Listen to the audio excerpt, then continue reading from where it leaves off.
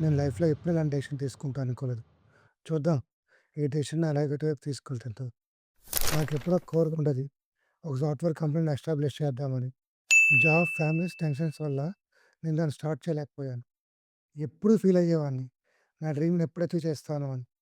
అందుకే ఫైనల్‌గా ఇప్పుడు డిసైడ్ అయ్యా. ఒక యాప్ డెవలప్ చేసి సాఫ్ట్‌వేర్ కంపెనీ ఎస్టాబ్లిష్ చేద్దామని. ఇది సింగిల్ పర్సన్ కంపెనీ. నేనే హెడ్‌ని, నేనే డెవలపర్‌ని.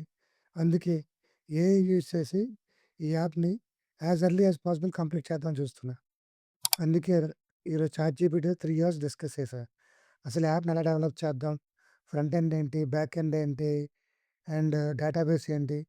దేంట్లో హోస్ట్ చేద్దామని అండ్ టోటల్ ఆర్కిటెక్చర్ మొత్తం చాట్‌జీపీటీని తీసుకొని డిసైడ్ అయ్యా.